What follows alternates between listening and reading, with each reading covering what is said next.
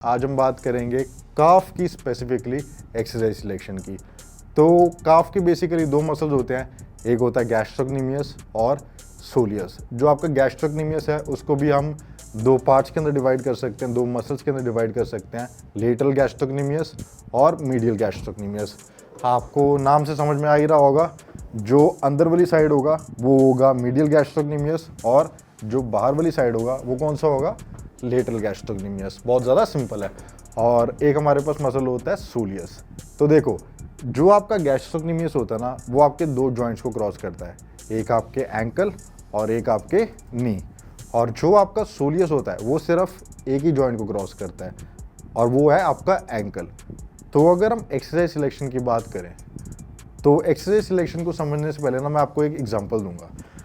Suppose करो जो आपका बाइसेप है वो आपके शोल्डर को भी क्रॉस करता है और आपकी एल्बो को भी क्रॉस करता है। अगर मैं शोल्डर को बहुत ज़्यादा ऊपर ले जाऊं तो अब क्या होगा कि मेरा जो बाइसेप है वो मेरे शोल्डर के ऊपर शॉर्टन हो रहा है, पर अगर मैं एल्बो को भी फ्लेक्स कर दूं तो वो मेरी एल्बो के ऊपर भी शॉर्टन हो रहा है। अगर मैं बहुत ज़्यादा फ्लेक्शन के अंदर ले जाऊं तो यहाँ पे पॉसिबिलिटी है कि जो मेरा बाइसेप है वो एक्टिव इनसफिशिएंसी के अंदर जा सकता है। अब जो मेरा गैस्ट्रोक्नीमियस है वो मेरे नी को भी क्रॉस करता है और मेरे एंकल को भी क्रॉस करता है। तो जब आप सीटेड काफ रेस करते हो किसी मशीन के ऊपर तो वो आपके नी के ऊपर भी शॉर्टन हो रहा है और आपके एंकल के ऊपर भी शॉर्टन हो रहा है, जिसकी वजह से वो एक्टिव इनसफिशिएंसी के अंदर चले जाता है। और वहाँ पे पर्टिकुलरली आपका सोलियस ट्रेन होता है, क्योंकि सोलियस आपका सिर्फ एंकल जॉइंट को क्रॉस करता है।